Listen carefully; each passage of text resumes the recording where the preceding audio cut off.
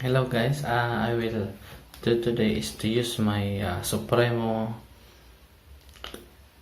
action camera to become a dashboard in my car. Okay guys, the first thing we will do is to calibrate this action camera. Okay, let's first turn on. Okay, as you can see, my camera is inverted. I already set up these settings. The first thing to do is to go to the menu, then adjust it to the video looping. Yan. As you can see, video looping siya. We'll put the to the video looping. Yan. Mine is I set it to 5 minutes. Yeah. The next thing is to I use a date stamp. Okay, and then it is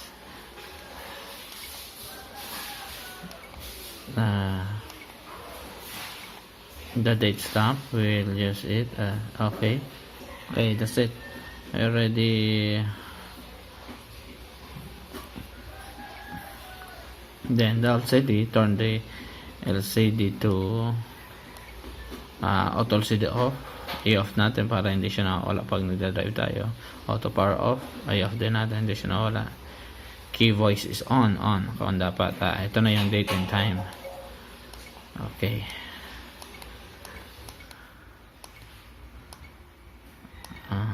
let's go to the date and time. Enter natin.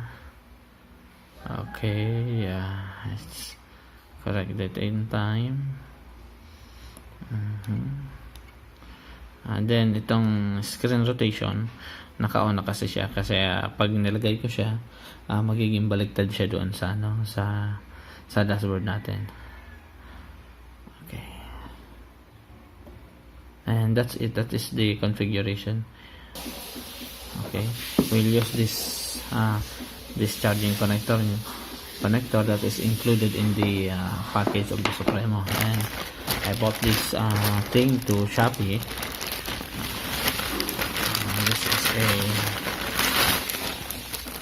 This is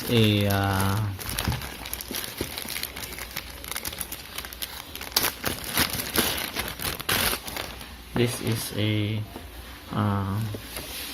male to female USB extension cord, because I will put the USB extension cord at the charging port of my car. Then this one will be put in here. They will be connected like this, and this one will be connected at the charging port of the Supremo, so that when we are using our car, it will charge as long as we are driving this, so that your action camera will not be low bat.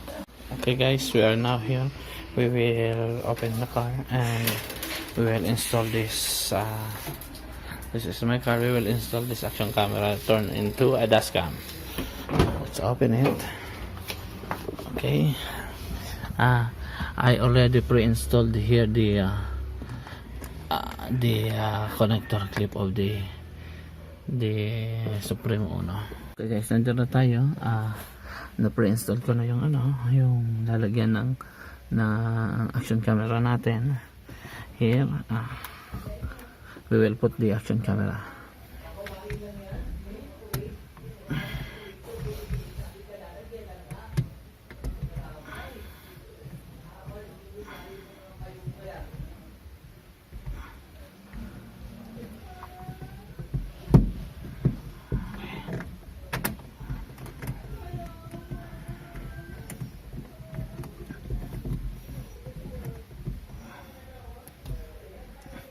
Okay, that is now the action camera. We will put the charger.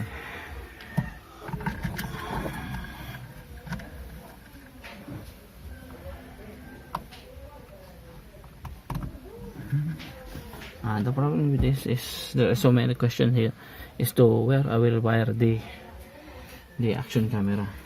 I will wire it here at the I will wire the action camera here and the action camera here, then I will run it over here, over there, and going to the inside to the charging of the USB charger port. Here you can see the USB charging port of the action camera. Okay guys, we will install it here. We will remove this cover to the car first. Remove this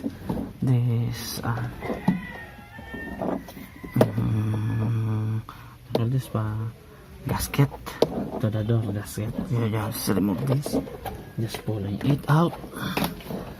Yes, when you pull it out already, then you just unclip this. This one has a clip. This has just a clip here and right there. You just remove that. Yeah. Now the clip has already detached. We will put this in here. Okay, we will run the cable here.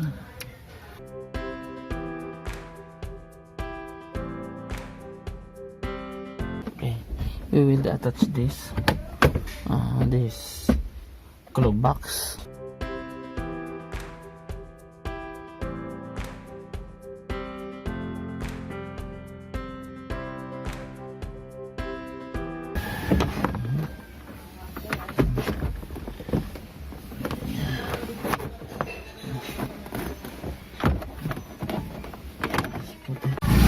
Okay, we will wire this so that this will be having we will fix the wire so that it will not be pressed, so that there is nothing will have a problem in here when we start it.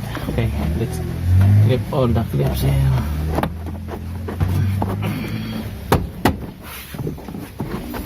Then there we go. We will fix the gasket, door gasket, or whatsoever what they call this.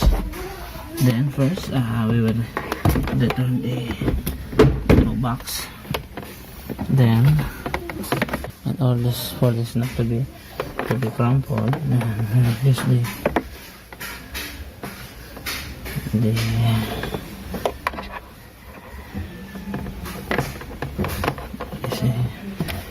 tie wire here that is provided.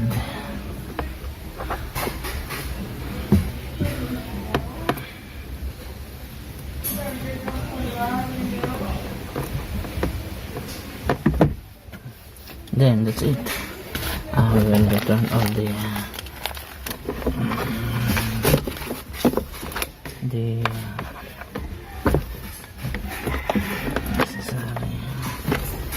equipment here. Then if you close, it's okay. And then the other one is for charging the cell phone. Then we'll put it here so that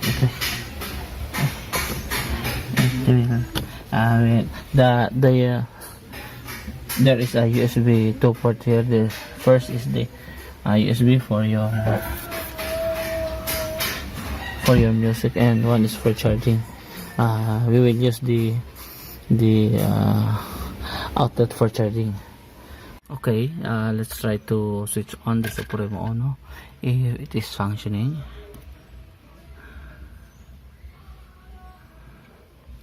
Okay, the inverse configuration that I have made at the setting looks fine to me.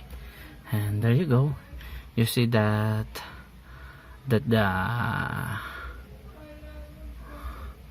is a charge to the battery. Okay, that's a charge to the battery, and we'll configure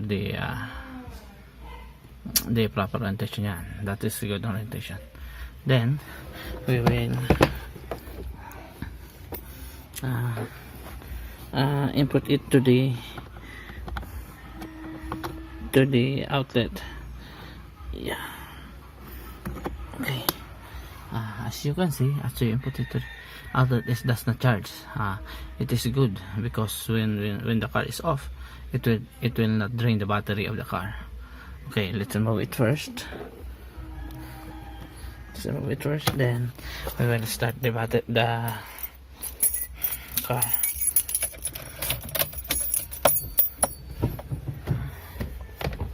Okay, start the car. Yeah. And like that. Okay. The music starts on. Let's up this radio first. Then.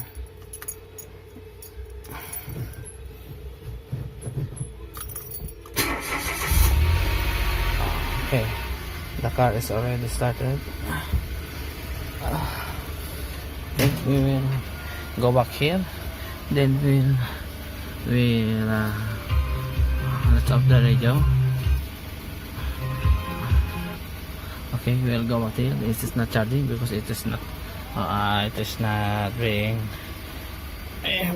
inserted here at the charging cable for the USB.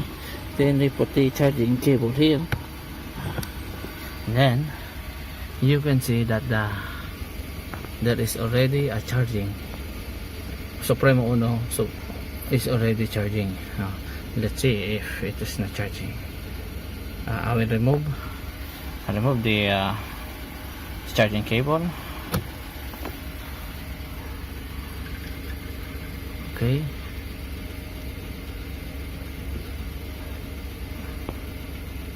Okay, let's turn on. Okay, the charging cable is removed and it is not charging. Okay, let us switch on the let's put it on the charging mode. I will charge the